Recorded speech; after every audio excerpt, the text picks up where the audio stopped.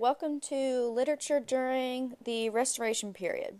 So you should have watched the history and culture video before you jump into the literature video. So I highly suggest watching that one first. Let's begin looking at the actual literature.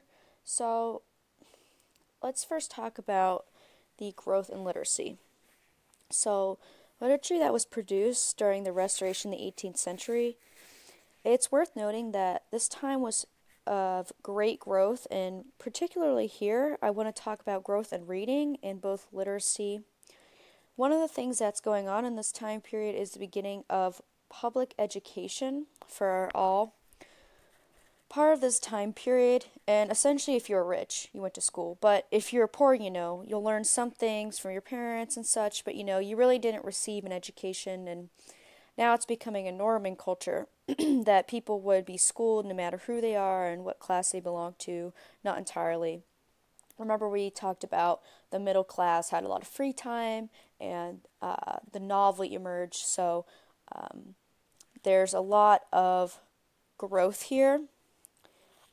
So in the 1640s, about 30% of the population was literate, and in the mid-18th century, about 60% or so of the population was literate. So you have a huge growth here in the amount of people who could read. Okay, so obviously this is going to affect literature. You're going to have a lot more literature being produced, a lot more literature being consumed. It's reaching a much wider audience, which is certainly going to affect a different kind of audience because, your readership is not the elite. So this picture right here looks like a guy probably of higher class, probably of the elite. But now this is reaching more of a general audience, and the middle class can reach things. Early on, you'll see things like newspaper, magazines, periodical culture is something that comes about, and the novel, we might not think about because the novel is so common in our culture now, but it's a relatively new phenomenon, and it begins towards the tail end of this time period.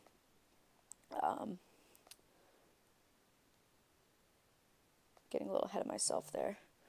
So there's two types of approaches here that I kind of want to talk about. Remember, if you are taking notes, which you should be taking notes, make sure you're listening to what I'm saying, predominantly because on the test, or if we do have a quiz, I will be quizzing you on things that I may talk about that may not be in the notes, so make sure you're listening as well. If you have to pause it at any time, that's fine. So the first group we want to talk about are the innovators. This is a very tumultuous time. On one hand, you've got innovators being women, minorities, new forms like the novel. Women begin writing in a way that you might not have noticed how little we've seen women in this class, but they really take on a new role because people like minorities and women, they're the new voices now in the 18th century. And you have new forms like satire as well. So the other approach being establishment, so we have criticism, satire, advice, and things like this would be often snarky. So when you think of satire, it is often snarky. So if you think of SNL, for example, very humorous, but at the same time, its establishment is very, I wouldn't say low class, but at the same time, it would be considered low class. Think back to Shakespeare's time.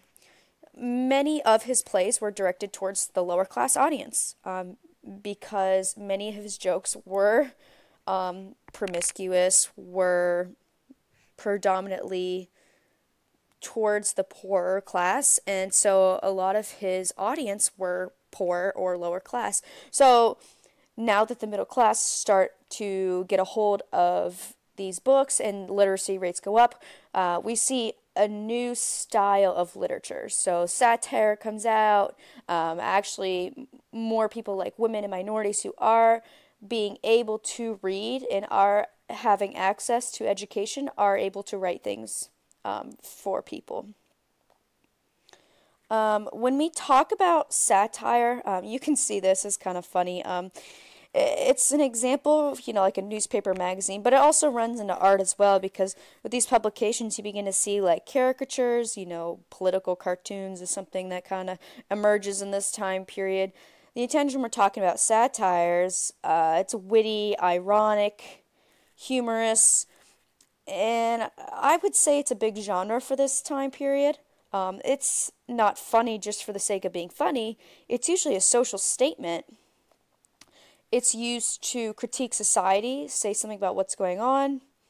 So we're going to be reading some examples, potentially, of things that I talked about in a previous presentation about the history and culture that really change culture towards manners. A lot of women would actually write satirically, which when men were reading it, they actually wouldn't know that it was satirical because the women were just kind of being snarky in a way, which came off as rather pretentious to some people, and that was often a target of satire. We're going to see some of that, for example. Actually, Alexander Pope and Swift are great examples of this, and we'll be reading some of them in this class this week. A really predominant feature of literature is the heroic couplet. So we saw when we were reading Shakespeare the heroic couplet. This is an ancient form of rhyming. It's when you have two lines that rhyme. So if you look at a poem and you have the last two, usually the last two words would rhyme. So A, B, B, C, C. And the reason it's called heroic is it's taken from, the epics from Homer, the Odyssey, the Iliad, the Satyrus, really take on that same type of form. It's very important that you remember what a heroic couplet is. It's really drawn into what poetry has become for the Restoration period. And then we move into the novel. And it's funny that the novel really doesn't emerge until the 18th century.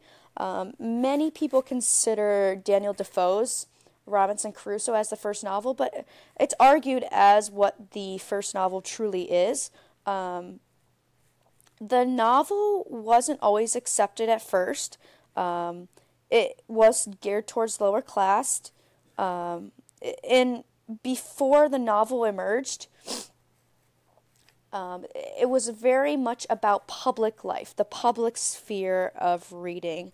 And you can see that people begin to read in a very individualized way. You sit down, you take a book, you pick it up, you read it. In a lot of earlier time periods, we've been looking at reading was something that was largely done in public, certainly with a lot of poetry, something that would have been performed rather than just reading it. So it becomes a private sort of thing. And one of the things that comes out of this is essentially like the early kind of romance novels. A lot of early literature novels were not very high cultured. It was really, you don't want people to know you're reading these romance novels, and it's a very private matter. You might kind of be ashamed to show people what you're reading if you're reading a novel. It's one of those things certainly we've got going on.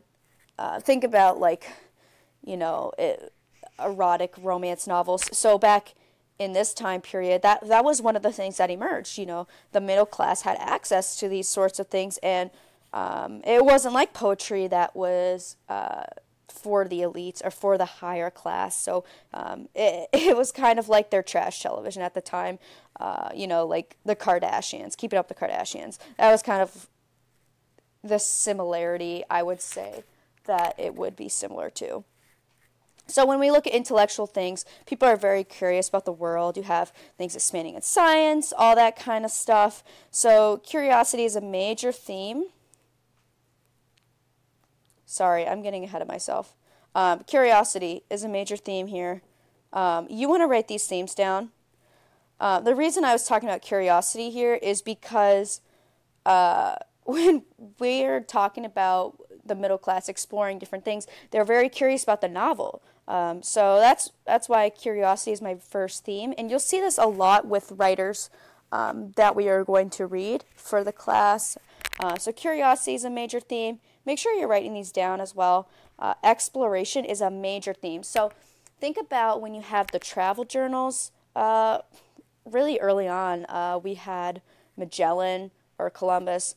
People would be writing these travel journals, and that was similar to the novel, but exploration is a huge factor because imperialism is at the height of its peak right now.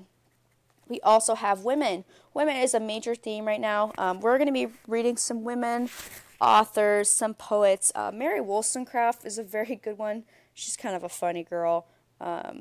Amelia Lanier, we'll be reading her too. But women came out in this period and they kind of found their voice. And society is a big one because society is really shifting. By the end of the Restoration period, it really was changing, and things start really changing for the better, I would say. So those are some things we're going to look at. The literature that we will be reading for the class for the week. I just thought you might want to take a look at it. We're going to be reading from a few different authors and poets. Some of my favorites. I love Mary Wollstonecraft. It's kind of a tough read with some of these, but I think if we stick through it together, we'll do okay. Daniel Defoe, like I was saying, Robinson Crusoe was considered one of the first novels. I actually took a grad course on just this novel. It was so boring because it was like 8 weeks with this book, but if we read just a little excerpt of it, I think it'll be okay. I just say it's boring because it's just about this guy. He's stuck on an island, and it's about his time being stuck on the island. It's very empirical. I did this, and then I did this, and then I did that. So that's why people would consider it the first novel rather than being very poetical. So really what I want you to get from this is make sure you're getting these notes down. If you have to take a look at these videos again before the test, that's completely fine. But they'll definitely help you in understanding what's coming for the test. And they'll shift us into the Romantic period. So after this small little unit here, we're going to shift into reading Frankenstein by Mary Shelley. And that is what we would consider the Romantic period. So make sure you really get an understanding of what's going on here.